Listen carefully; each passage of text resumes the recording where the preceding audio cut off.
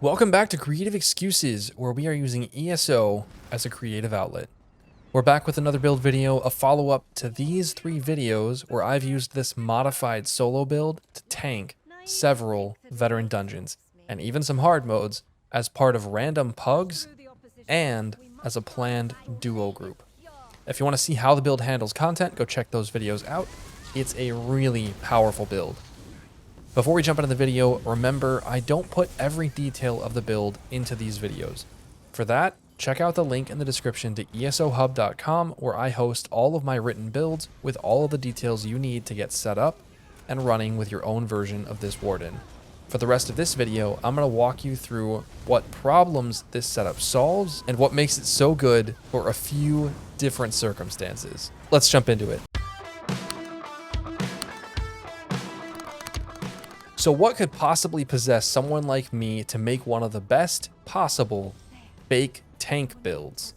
Even though fake tanks are regularly the topic of tons of angry Reddit posts and even some YouTube videos, what could make me want to make such a good fake tank that the forgery I'm committing is only noticeable under the harshest light from the hardest hard mode dungeons? How does an endless dungeon with a buddy sound? Oh, sounds good. The update coming at the end of this year with our Endless Dungeon made me want to both practice duoing content early and to make a build that was effective and capable of doing some of the hardest content in the game with just one friend. It just so happens that the problems involved in duoing dungeons are not too far off of the problems with pugging dungeons. So what started as a duo build turned into a great general purpose tank for just, get this, playing the game. For just having fun doing a random veteran dungeon when I hop on. So what are those problems? As I see it, there is one major overarching problem to solve when making a duo composition. Who does what and how do they do it? In other words, how do the roles in a duo comp work? There are 3 ways that I can see that you can assemble a duo comp. The traditional way is with a really selfish tank and a really selfish DPS. The really selfish tank's job is to be entirely self-sufficient for sustain and survivability. Their whole job is to survive, hold aggro, and bring the minimum debuffs like major breach, minor breach, etc. The really selfish DPS is just supposed to bring the absolute maximum damage a single person can put out on their own while having just enough healing to keep themselves alive while the tank does the tank things. That's the traditional model. The second model is the solo model, where each player builds entirely selfish without defined roles at all. It's just 2 solo players and 2 solo builds put together to work together. This is how uncoordinated battlegrounds work, actually, for PvP. Each player is responsible for bringing enough damage to kill people, healing to keep themselves up, and tankiness to not get one shot as soon as they leave the base. In this model for a duo group in PvE, no one's going to be taunting, everyone's going to be bringing their own buffs and debuffs, and each player can likely finish the fights entirely solo, so it doesn't really matter if one bites the dust. Each one of them can carry the other.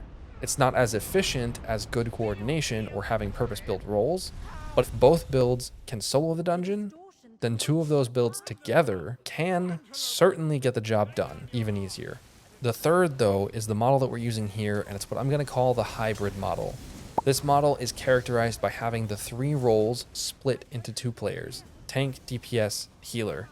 Basically, each of the 2 players takes on 2 roles at once. Both are going to be damage dealers, and then both are going to be one of the 2 kinds of support. In short, one player is a tank that deals damage, and the other player is a healer that deals damage. The balance of each role within a build can vary, depending on the needs, but as long as one is tank and one is healer while both are responsible for bringing damage, then the duo comp is using the hybrid model. This model works because responsibilities are spread evenly, and each player can build a little more general purpose for when things go wrong. This hybrid model is somewhere in between a solo model and the traditional model.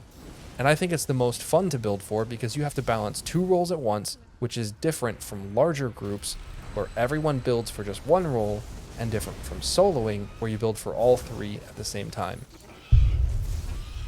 Now, pugging dungeons has a similar problem to this, but for different reasons. In a duo group, there's only 2 of you to fulfill all of the necessary roles, right? But in a pug or a pickup group, you may just have bad players. You may have learning players, you may have lazy players, or you may have people faking their roles really poorly in your group. Basically, you can't always rely on the role queuing system to provide you with a strong group. Sometimes you have to carry more weight than just the role that you signed up for.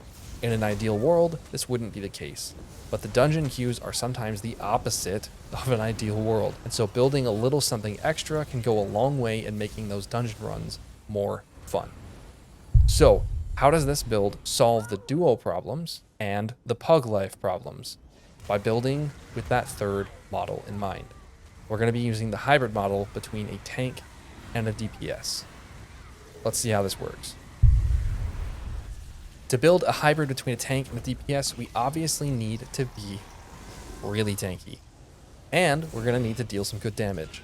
To get really beefy, we need a few things. We need a good max health pool, we need strong resistances, possibly some shielding, and we're going to need some great self-healing.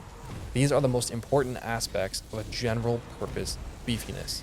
To start filling these stats in, I took my solo Warden, which was already pretty tanky, and decided to switch from light armor to heavy armor.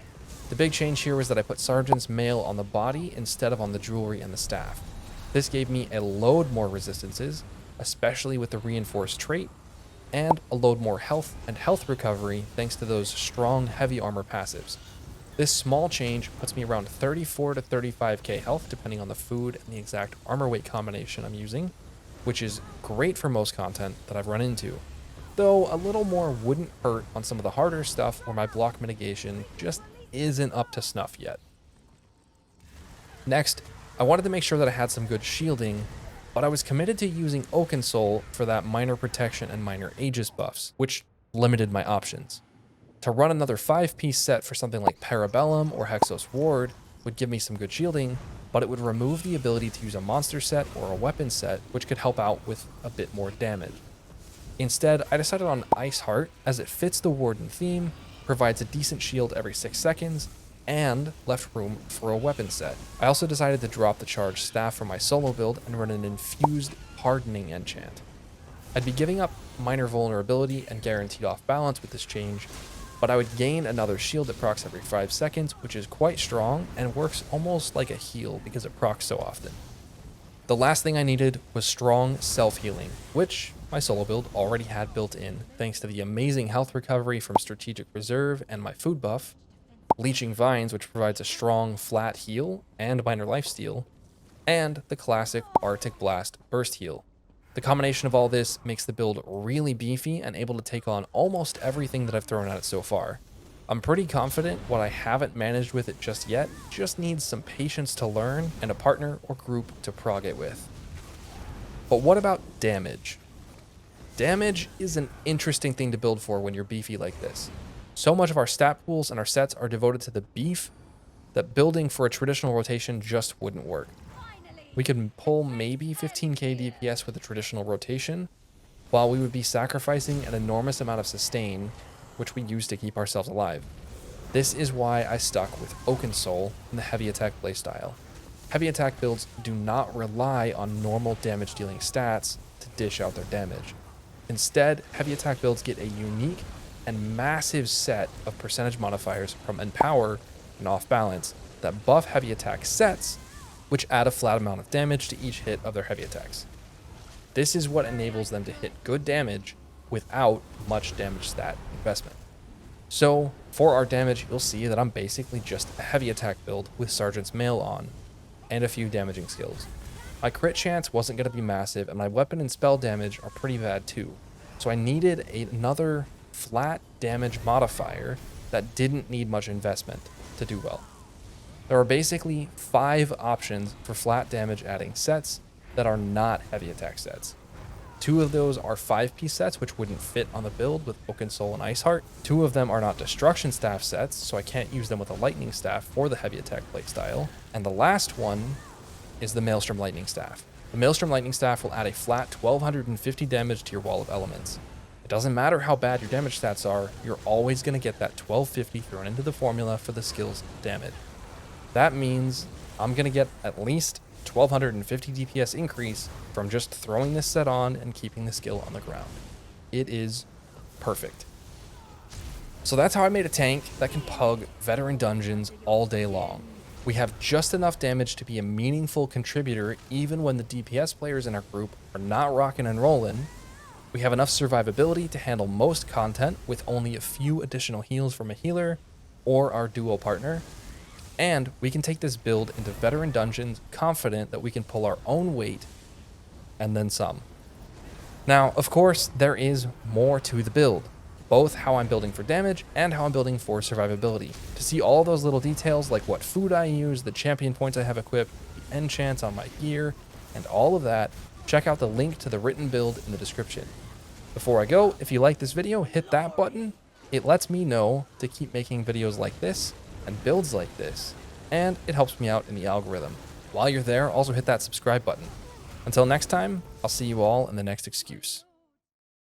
Honestly, I would not be mad if I was in a group of 4 of these builds.